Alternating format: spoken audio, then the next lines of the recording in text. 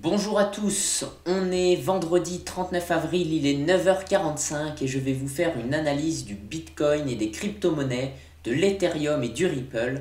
Et par la suite, je vous montrerai mes portefeuilles, est-ce que je vends, est-ce que je ne vends pas, qu'est-ce que je vais garder et comment je vois le marché pour les heures et les jours à venir.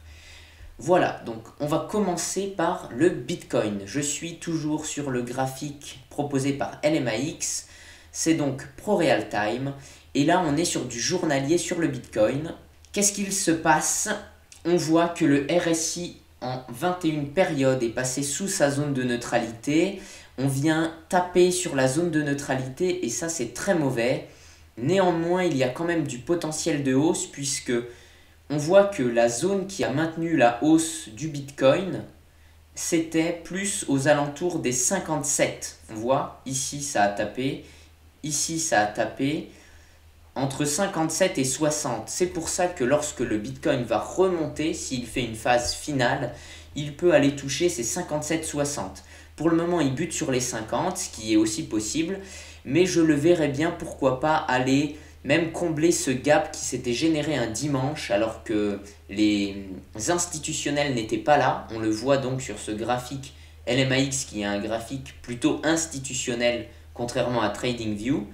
On voit qu'il y a un gap qui s'est formé vers les 59 000, 60 000 et ce serait donc idéal qu'on vienne le combler, qu'on vienne buter vers les 50 000. Pourquoi pas qu'on vienne casser les 60 000 pour aller créer des liquidations comme il arrive souvent pour ensuite baisser.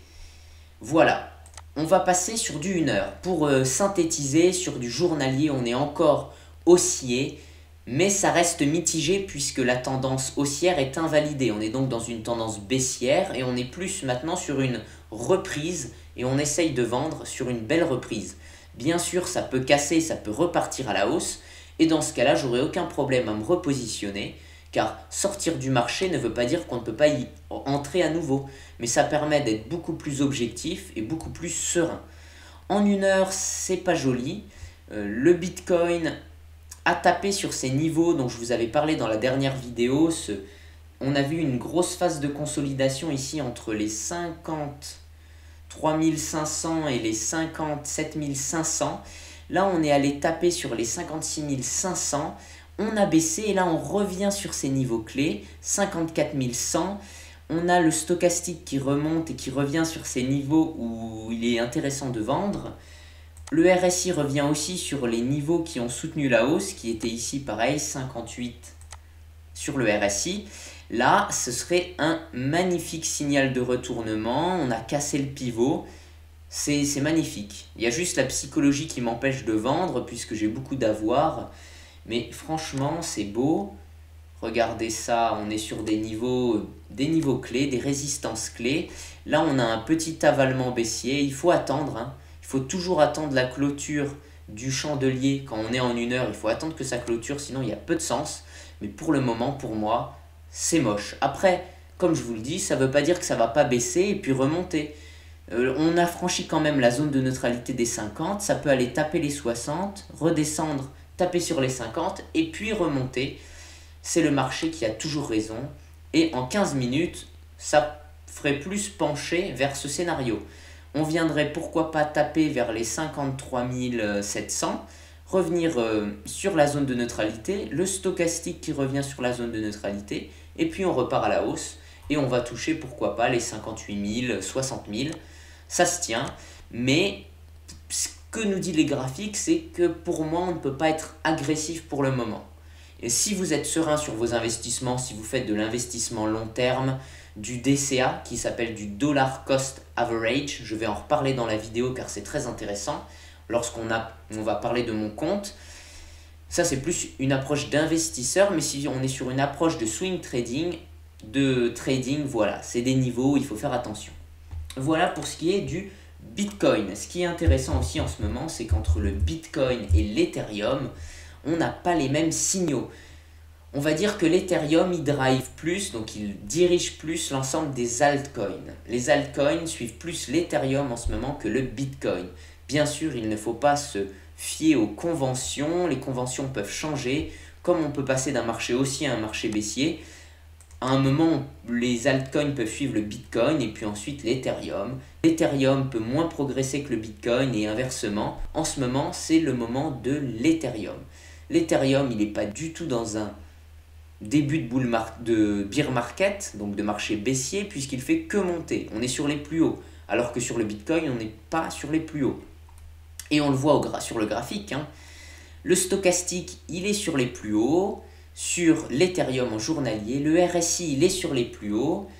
On a une belle zone qui tient la hausse, c'est cette zone des 60. Entre 62 et aussi la zone de neutralité classique des 50, qui maintient l'Ethereum dans les moments de grosse consolidation.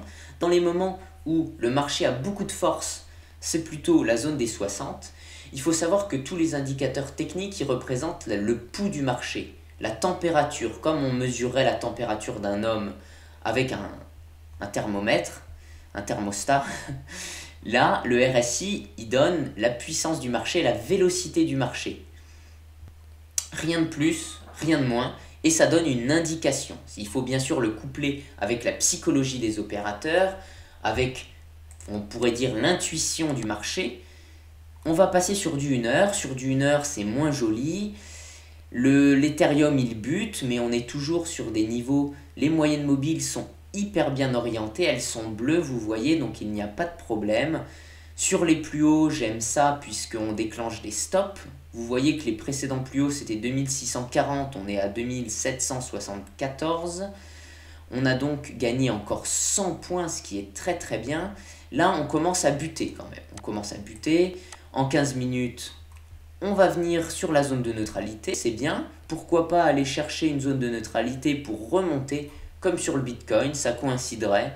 Là, on a besoin de faire une petite reprise et ça resterait haussier.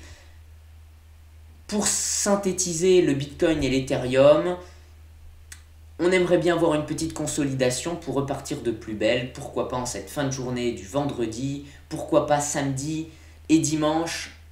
Peut-être une cassure, peut-être une reprise, peut-être que ça va aller vers le haut, peut-être vers le bas. On ne sait pas à l'avance.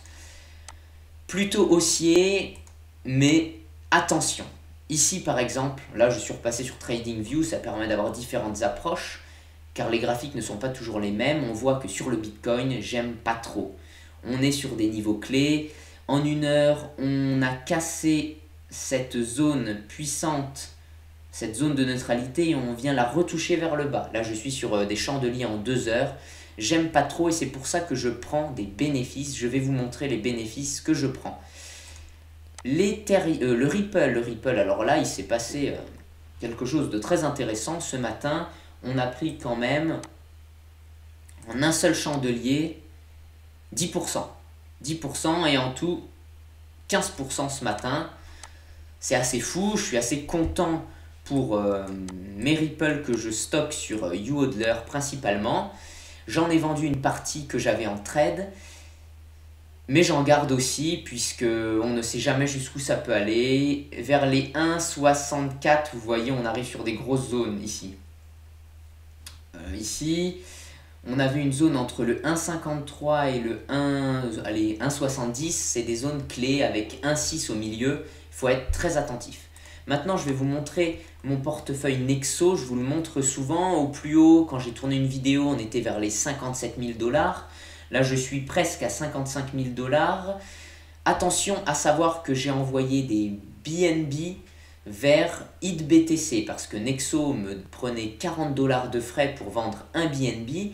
Donc, je me suis dit clairement, je vais envoyer ça sur HitBTC et je vais les vendre sur HitBTC. J'avais 3 BNB que j'ai envoyé sur HitBTC. Vous pouvez donc prendre les... Non, pardon, j'avais 3 BNB, j'en ai envoyé 2 sur HitBTC. Je les ai vendus à 617 $ ce matin. Ça fait donc 1200 $. On peut rajouter 1200 $. Je suis donc bien à 55 700 plus, allez, 200, 300. En gros, 57 000 $. Je suis sur mes plus hauts niveaux sur Nexo. En sachant que j'ai vendu aussi des Nexo tokens, c'était pas au plus haut, mais j'ai fait des plus-values en vendant mes Ethereum et mes BNB. Je suis donc revenu sur mes niveaux les plus hauts. Je vais vous montrer dans Exchange, dans Transactions, pardon. Malheureusement, j'ai beaucoup d'intérêt. Bon, malheureusement ou heureusement, ça cache un peu les transactions que j'ai pu faire récemment. Vous voyez que j'ai envoyé 2 BNB, donc un BNB, 0,9 BNB et puis des broutilles. C'était pour tester que ça fonctionne bien lorsque j'envoie sur ItBTC. Au total, j'ai envoyé un tout petit peu plus de 2 BNB que j'ai vendu à 617 $ sur ItBTC. ItBTC, très bonne plateforme de trading, je vous le conseille. Nexo, c'est bien, mais j'aime pas trop leurs frais par moment, c'est un peu abusif, quoi. Là, c'était 7% pour des BNB, faut pas exagérer. Je suis passé sur ItBTC. Ce qui est bien, c'est que avec les BNB, je pense qu'on passe par la Binance Smart Chain et j'ai payé que 5 centimes de frais pour le transfert, donc c'est génial. Par contre, sur de l'Ethereum, quand on doit payer 8, 20 €, c'est vrai que c'est intéressant de le vendre sur Nexo.